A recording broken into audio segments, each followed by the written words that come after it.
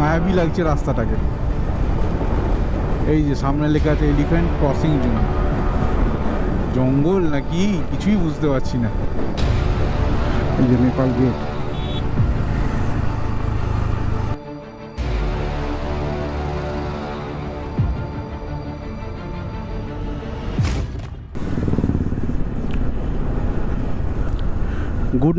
Good night from Dankuni. এই Dankuni bridge থেকে নামছি। এখন টাইম হয়ে গেছে 10:48। আমরা জাস্ট 5 মিনিট আগে বাড়ি থেকে বেরিয়েছি। আর এই যে সামনে ডানকুনি হাউজিং।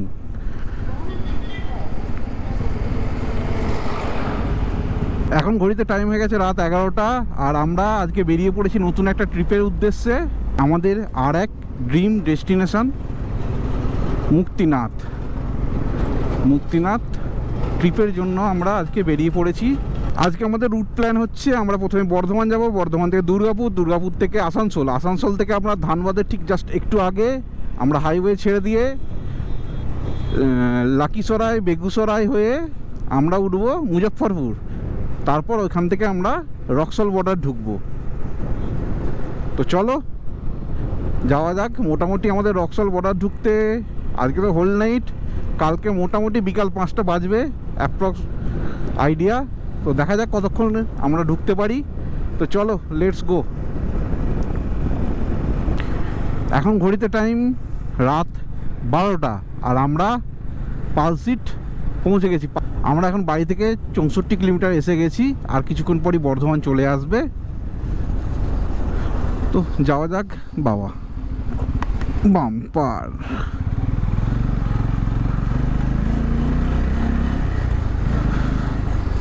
ওরে শালা, চলো। এখন সময় 12:15। আমরা বর্ধমান এসে পৌঁছে গেছি। বর্ধমানে এই যে ডান দিকে চলে গেলে বর্ধমান টাউন। আমরা যেহেতু দুর্গাপুর যাব আর বর্ধমান টাউনে ঢুকছি না, আমরা সোজা বাইপাস হয়ে দুর্গাপুরের দিকে চলে যাব। আর এই যে নতুন ব্রিজ হচ্ছে, এখনো কমপ্লিট হয়নি। এই মুহূর্তে আছি আমরা দুর্গাপুরে। আর এই যে সামনেই ডান দিকে জংশন মল, দুর্গাপুরের বিখ্যাত জংশন মল। আর টাইম হয়ে গেছে এখন 1:55। আর আমরা বাড়ি থেকে 155 কিলোমিটার এসে গেছি। তো চলো এরপর এগিয়ে যাই আমরা আসানসোলের দিকে। এখন ঘড়িতে টাইম 2:23 আর আমরা আসানসোলে এসে উপস্থিত হয়েছি। বাঁ দিকে গেলে আসানসোল টাউন, এরপর আমরা সোজা ধানবাদের দিকে যাব। চলো, এখানে একটা নতুন গেট হচ্ছে, এদিকে বোধহয় আসানসোল চলে যায় এই যে রাস্তা। আর আমরা আসানসোলকে বাইপাস করে বেরিয়ে যাচ্ছি। এটা হচ্ছে ঝাড়খণ্ড ঢোকার পরই ফার্স্ট টোল প্লাজা, মানে মাইথন ড্যাম ক্রস করার পর এই টোল প্লাজাটা পড়ে। এখন ঘড়িতে টাইম 3:16 আর আমরা গোবিন্দপুর মানে ধানবাদের ঠিক একটু আগে গোবিন্দপুর থেকে ডান দিকে নিয়ে নিলাম, নিয়ে এবার গিরিডির দিকে যাচ্ছি। এইবার পুরোটাই সিঙ্গেল ওয়ে পাবো, 2 লেনের রাস্তা, মানে একই দিকে যাওয়া আসা। তো চলো, এখান থেকে মুজফ্ফরপুর তো দেখাচ্ছে 1:11, কিন্তু তার থেকে অনেক বেশি টাইম লাগবে। এই তো গিরিডি দেখাচ্ছে এদিকে। তো চলো যাওয়া যাক। এই মুহূর্তে আমরা গিরিডির দিকে যাচ্ছি আর টাইম 3:35। পুরো মায়াবী লাগছে রাস্তাটাকে, বুঝতে পারছি না জঙ্গল নাকি কিভাবে যাচ্ছি কিছু বুঝতেও পারছি না। মাঝে মাঝে দেখাচ্ছে এলিফ্যান্ট ক্রসিং জোন, কোথায় আছি কে জানে। এই যে সামনে লেখা আছে এলিফ্যান্ট ক্রসিং জোন। জঙ্গল নাকি কিছুই বুঝতে পারছি না, হালকা ভয় ভয় লাগছে। তো দেখা যাক কি হয়। চারিদিক পুরো মানে কুচুটিকা অন্ধকার।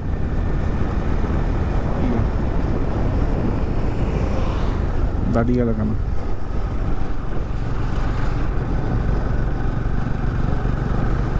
দাঁড় করিয়ে দিলে কেন কে জানে। লরিগুলোকে দাঁড় করিয়ে দিল, বুঝতে পারছি না কোন দিকে যাচ্ছি। মানে রাস্তা ঠিক আছে রাস্তাটার কন্ডিশন কি বুঝতে পারছি না। এমনি রাস্তা পরিষ্কার একদম ঝাঁঝকঝকে, পরিবেশটা চারদিকে জঙ্গলের মতো লাগছে। এখন সময় 4:10 আর আমরা গিরিডি এসে পৌঁছেছি। এরপর আমরা লাকিসরাই বেগুসরাইয়ের দিকে যাব, তারপরে মুজফ্ফরপুর পাবো। তো চলো দেখা যাক কতক্ষণ আমরা পৌঁছাতে পারি মুজফ্ফরপুর। টার্গেট তো আছে ওইখানে লাঞ্চ করার, জানি না কি হবে। তো চলো, এখন টাইম হয়ে গেছে 5:42 আর আমরা জামুই থেকে এখনও 70 কিলোমিটার দূরে আছি। প্রথমে জামুই যাব, জামুই একটু দাঁড়াবো, এখানে ব্রেকফাস্ট করব, তারপর জামুই থেকে আবার বেরিয়ে যাব লাকিসরাই বেগুসরাই, তারপর মুজফ্ফরপুর। তো চলো দেখা যাক সামনে কি লেখা আছে সাইনবোর্ড। জামুই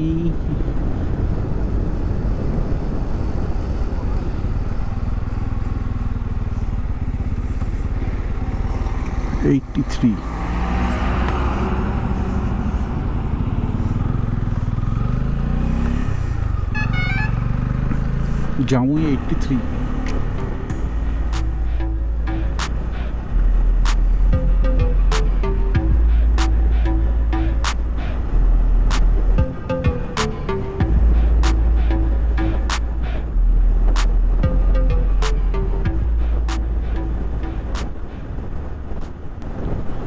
এখন মোটামুটি পুরোপুরি সকাল হয়ে গেছে, যদিও সূর্য এখনো ওঠেনি, তবে আলো ফুটে গেছে। আর এই যে ল্যান্ডস্কেপ, পুরো লাল মাটি। আমরা ঝাড়খণ্ড ছাড়িয়ে আমরা বিহারে এন্টার করে গেছি।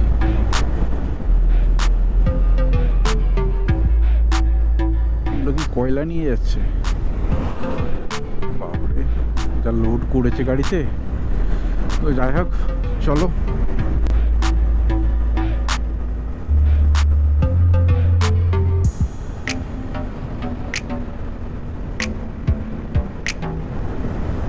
আস্তে আস্তে সূর্যিমামা উঠতে শুরু করেছে, সামনে ওই লাল টকটকে লাল হয়ে গেছে, সূর্য উঠবে বলে।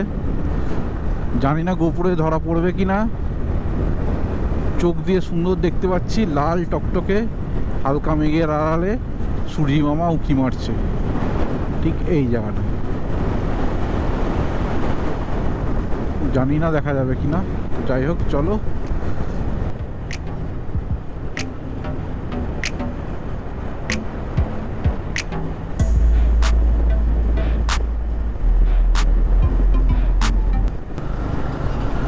জামুই থেকে ঠিক 8 কিলোমিটার দূরে সামনে এই যে পাহাড়ের রেঞ্জ হালকা করে দেখা যাচ্ছে, আর এই যে নদীর নামটা জানি না, কিন্তু কোনো জল নেই, পুরো একদম শুষ্ক নদী। ব্রিজটা বিশাল বড়, প্রায় 1 কিলোমিটারও ওপর হয়ে যাবে, আর দূর থেকে একটা পাহাড়ের রেঞ্জ দেখা যাচ্ছে সুন্দর। আর টাইম হয়ে গেছে এখন সকাল 7:23, আর আমরা বাড়ি থেকে 403 কিলোমিটার কভার করে নিয়েছি। তো চলো, এরপর জামাই আসবে, আর 4 কিলোমিটার মানে জামাই চলেই এলাম প্রায়। তারপরে আমরা এগিয়ে যাব আরও আমাদের গন্তব্যের দিকে। এখন ঘড়িতে বাজে 7:35, আর আমরা এখন জামুই ক্রস করছি। এরপর আমরা লাকিসরাইয়ের দিকে যাব। চলো, জামুইয়ের ভিড় কাটিয়ে আমরা বেরোই।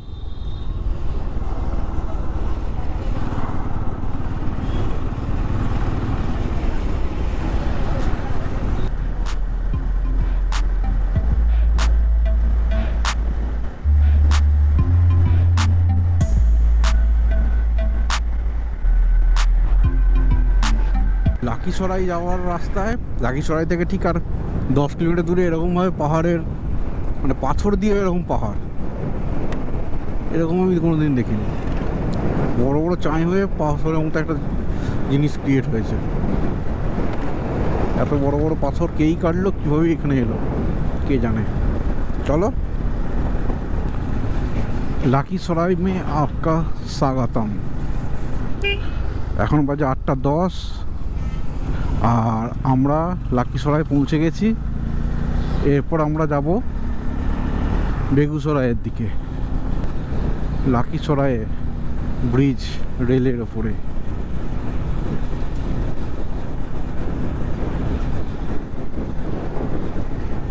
ব্রিজের উপর থেকে টাউনটাকে দারুণ দেখা যাচ্ছে, চারিদিকটা। বাহ। এখন ঘড়িতে বাজে 8:43 আর আমরা বাড়ি থেকে এখন পর্যন্ত 453 কিলোমিটার কভার করে নিয়েছি, যার মধ্যে 250 কিলোমিটার হাইওয়ে মানে ন্যাশনাল হাইওয়ে ছিল, বাকিটা এই যে সিঙ্গেল লেন, যেমন এই লেনে যাচ্ছে এরকম প্রায় 200 কিলোমিটার কভার করতে আমাদের প্রায় 5 ঘন্টা লেগে গেছে। বেগুসরাইয়ের এখানে এখন গঙ্গা ক্রস করছি। এই ব্রিজটার একদিকটা বন্ধ আছে, এই জন্য মানে অনেকক্ষণ প্রায় 15-20 মিনিট দাঁড়িয়েছিলাম। তারপর এই যে ছেড়েছে, অনেকক্ষণ এখানে প্রায় 15-20 মিনিট টাইম নষ্ট হয়ে গেল আমাদের। এইদিকে অর্ধেক কাজ চলছে আর এইদিকে অর্ধেক কাজ সারাই চলছে। আর মানে এই ব্রিজটারই তলা দিয়ে আবার ট্রেন যায়। অনেকটা বড় ব্রিজ, অনেকটা। পাশেও ব্রিজ হচ্ছে।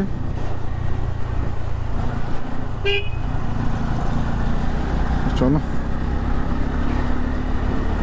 বেগুসরাইয়ের গঙ্গার ব্রিজ ক্রস করার পর এরকম একটা ডবল ওয়ে পেলাম, কিন্তু এটা কতক্ষণ থাকবে সেটা জানি না। এখান থেকে মুজফ্ফরপুর 111 কিলোমিটার দেখাচ্ছে। তো চলো, এটা যদি পুরোটা হয় তো মানে আলাদাই ব্যাপার হয়ে গেল। প্রায় 225-30 কিলোমিটার সিঙ্গেল ওয়ে চালানোর পর আর ভালো লাগছে না। এই রে, বলতে না বলতেই শেষ।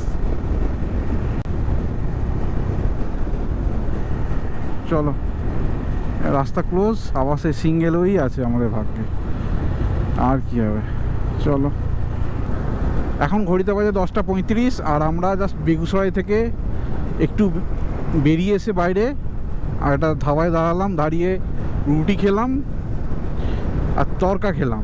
তরকা নিল 70 টাকা আর রুটি 5 টাকা করে, 4 পিস 20 টাকা, আর দুটো জল 20-40 টাকা নিয়ে খেয়ে দিয়ে এবার বেরোচ্ছি। ভারী কিছু খাইনি, হালকা খেয়েছি, কারণ সারা রাত ধরে বাইক চালিয়েছি, ভারী খেলেই ঘুম পাবে সেই ভয়ে একদম হালকা জাস্ট চালানোর জন্য একটুখানি খেয়েছি। চলো, মতিহারি পর্যন্ত আমরা দুজনে রাইড করছি, মানে আমি আর আমার ওয়াইফ। মতিহারি থেকে আমাদের আরেকজন পার্টনার অ্যাড হবে, সম্রাট দা, শিলিগুড়ির বাইকার। আমরা যখন অরুণাচল গিয়েছিলাম তখন ওই দাদার সঙ্গে আমাদের মানে পরিচয় হয়েছিল, আমরা একসঙ্গে অরুণাচলে রাইড করেছিলাম ওই শিলিগুড়ি বাইকার গ্রুপের সঙ্গে। তো সেই বাইকার গ্রুপেরই একজন সম্রাট দা, সে মতিহারিতে এসে কালকে স্টে করে আছে, আমাদের জন্য ওয়েট করছে। আমরা পৌঁছাবো, দিয়ে একসঙ্গে আমরা রাইডে বেরোবো, মানে একসঙ্গে আমরা নেপাল এন্টার করব। তো চলো, এখান থেকে মতিহারির ডিস্টেন্স প্রায় 182 কিলোমিটার, পৌঁছাতে মোটামুটি 2-2:30 বাজবে। তো আমাদের জন্য ওয়েট করছে, আমাদের তাড়াতাড়ি পৌঁছাতে হবে। আর দেরি না করে এবার একটু সিরিয়াসলি রাইড করা যাক।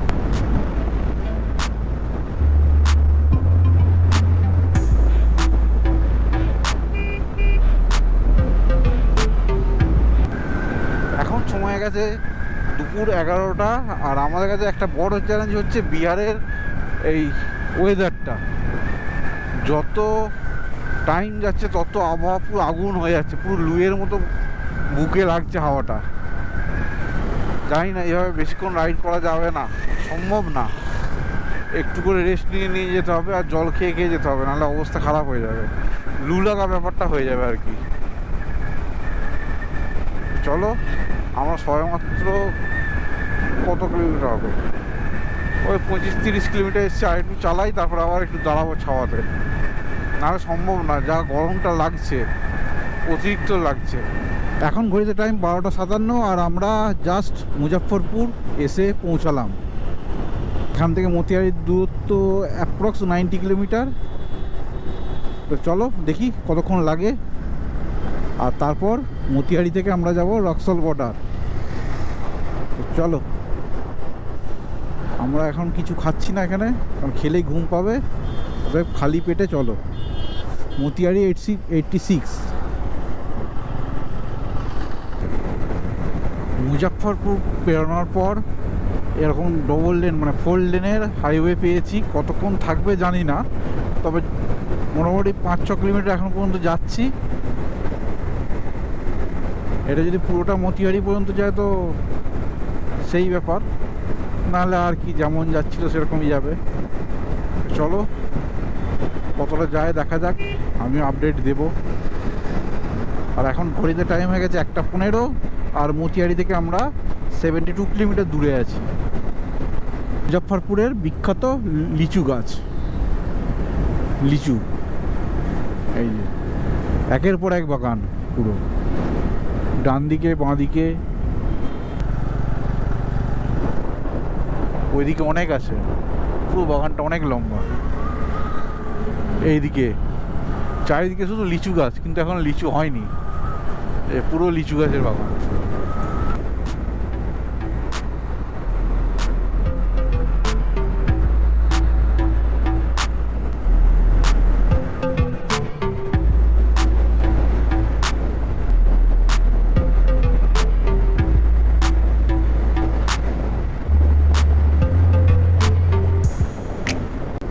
এখন টাইম হয়ে গেছে 3:10, আর আমরা মতিয়ারি জাস্ট ক্রস করলাম, এবার রক্সল বর্ডারের দিকে যাচ্ছি।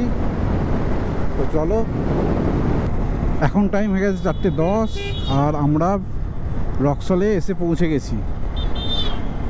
রক্সল থেকে এবার আমরা বীরগঞ্জ বর্ডারের দিকে যাব। এটা মোটামুটি 3 কিলোমিটারের রাস্তা আছে। তো চলো, তারপর সেখানে গিয়ে বানসার বানাতে হবে। তার আগে ইন্ডিয়াতে তেলটা ভরে নিলাম।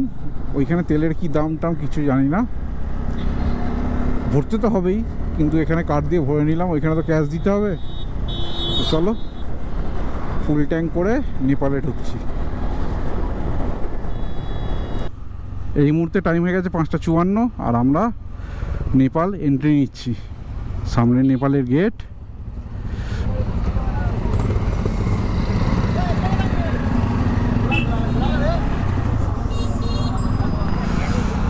এই যে আমরা 2 বাইকার যাচ্ছি।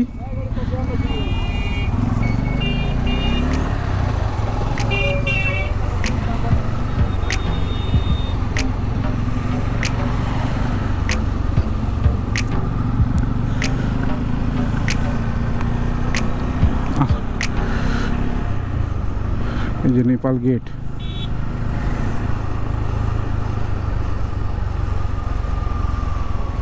রাজু কিডনা পাসল, এখান থেকে সিম নিলাম আমাদের ইন্ডিয়ান 200 টাকায় 7 GB 7 দিনের জন্য।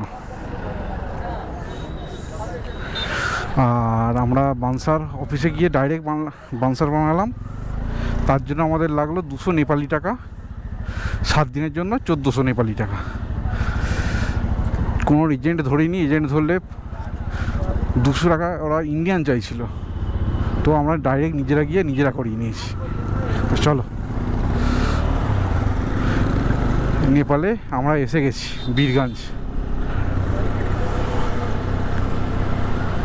এখন আমরা নেপালের ইয়াতায়াত বিভাগ, সেখানে যাচ্ছি। দেখি যদি খোলা থাকে তো ভালো, না হলে কী হবে দেখা যাক। ওইখানে গিয়ে একটা পারমিশন করাতে হয় শুনেছি, তো আগে যাই, যেয়ে দেখি। আর এই যে নেপাল,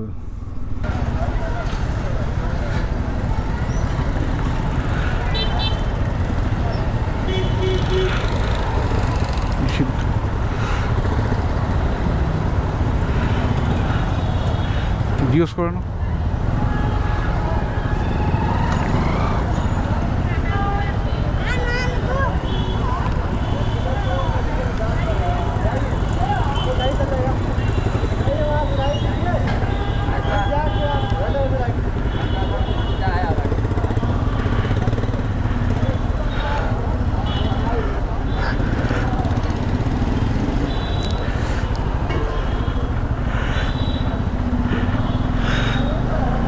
হ্যাঁ চলো তাহলে দেখিয়ে আসি, নাহলে বেরিয়ে যাবো।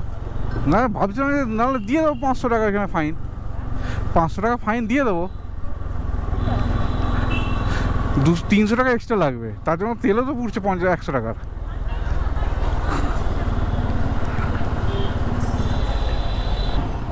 নেপালের ইয়াতায়াত বিভাগ 4টের সময় বন্ধ হয়ে যাওয়ার কারণে আমরা আর পার্চিটা কাটতে পারিনি। এরপর আমরা হেতোটার দিকে এগিয়ে যাচ্ছি, যতটা যেতে পারি যাব। যদি হেতোটা পৌঁছতে পারি ভালো, না হলে আমরা যেখানে হোটেল পাবো সেখানেই রয়ে যাব, হোটেল নিয়ে স্টে করে যাব। বেশি দূর মানে বেশি রাত পর্যন্ত আর চালাবো না, যেহেতু ওভারনাইট বাইক চালিয়ে এসেছি। তো চলো ভিডিওটা এখানেই এন্ড করছি। যদি ভালো লাগে লাইক করো, কমেন্ট করো, আর পারো তো বন্ধুদের সঙ্গে শেয়ার করো। আর যদি চ্যানেলে নতুন হও অবশ্যই সাবস্ক্রাইব করো। Tata, good bye.